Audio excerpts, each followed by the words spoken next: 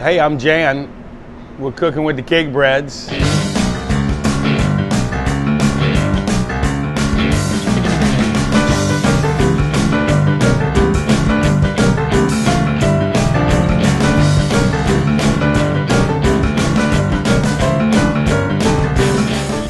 It's marinated with what we call here at Epic Roasthouse big herbs. Herbs with lots of big, bold flavors, good for meat and works great with Cabernet. And because Meyer lemons are running right now, we scraped a few Meyer lemons in it to give it a little bit of burst and keep it alive.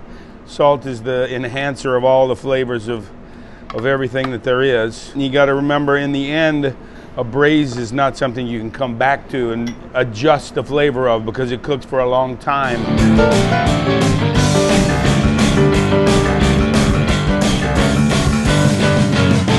Already starts looking like something you want to eat, doesn't it? Anything that smells that good is going to be good in the end. So I get some nice color on that side of it. I flip it over. Look at that baby. Oh yeah, that's what we're looking for. We're going to take some of this fine Cabernet. You can make it as winey as you want. Add some chicken stock to it. You want to make sure that the liquid has the flavor to transfer into the meat. If it's not that salty and not that peppery, then the meat won't get its due. I am going to salt it a little bit. And I'm going to pepper it a little bit because you got to remember, so far all I've salted and peppered is the amount that the meat would need. Now I'm going to salt and pepper the amount that the liquid would need and the amount that the vegetables will need. I'm going to give myself a little taste. When I was in New Orleans, I just stick my finger in it, but now that I'm 30 years in California, I taste with a spoon. It's young yet, just like the wine. Really what we need to do now is cover it. And you see I got a nice fancy cover for this thing. Probably the best way to do this is get yourself a towel. What you want to try to do is seal it so you're airtight.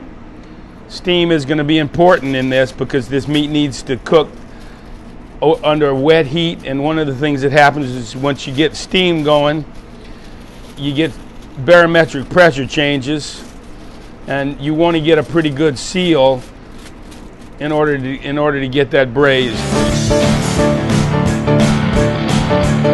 So this one's been braising all night in the wood oven. You might not have one of those at home. Have a look into this little bubbling brew, and you see all those aromatics we were talking about kind of floating around now.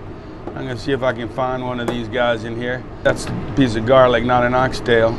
It's kind of like fishing. We got an oxtail, and this baby is just falling off the bone. You got to be ready to be a little messy when you eat these. We're going to lighten it up with some squashes out of the garden.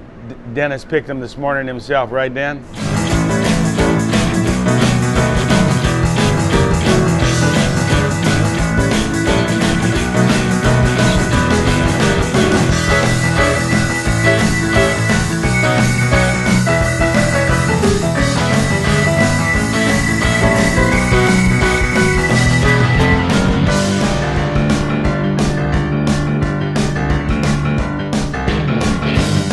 Something sharp to go with all this richness, and the pepperiness kind of gives you this taste around the outside of your tongue. We try to get your entire mouth involved in this experience. They're mostly a sweet pepper. They have very little, almost no heat, and we've taken it and we've pureed it with just a little bit of oil to give ourselves a coulis. So now I sort of have the stage set for all the things I need. Marcella Hazan and Michael Chiarello and myself were cooking in Campton Place in 1988. She paid me the greatest compliment ever. She said, "Wow, I've never seen an American chef that knows when to stop." It's very easy, especially young guys these days want to keep cooking and prove something. But there's a definite point at which the dish has arrived. We've taken some of the braising liquid and pureed it into a sauce, and I'm going to take that and just get it ready. I would be ready up to this point when the guests arrive. Very important when you're cooking pasta is, one, make sure the water is salted. It wants to be salty, almost like seawater, and that you have a gentle boil. I do put a little bit of oil in the water, but mostly I make sure that when it lands, it has oil in that. Dump it in right with the noodles. That's the only cooking that those squashes need to do. I like just a little touch of vinegar at this point. Not much. It's really important not to overdo it. The wine will suffer for it, but a little touch of vinegar will give it that little spark in your mouth. Let the squash intermingle with the pasta and do a little bit of cooking with it. I'm going to go ahead and get the plate ready. You may not have a squirt bottle at home. If you don't, a little pitcher would work. And in the center, Place my pasta and my squashes. Perfectly braised. Liquid is exactly what I wanted it to be. And I'm gonna do what we call Napa, gloss it up a little bit, and a little final drizzle of it to intermix with the other sauces. I got this earthy, spicy, peppery. At the same time, I got this basil that's kind of lively. I'm just gonna give it a little hairdo on top, and voila. I made that look easy, didn't I? Look at that, epic and cake bread married again. Wow, you know, the wine really makes the thing cruise for a long time, and you know what comes out a lot is the pepper.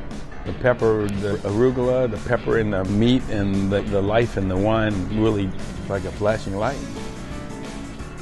Delish. So, and then the orange sauce, what was that again? Like the kilo pepper. Really easy to use to really wake it up, and it's not hot. It doesn't have any heat to it at all, and also it's beautiful. Big bright red color. And nice texture. Cheers. Sante.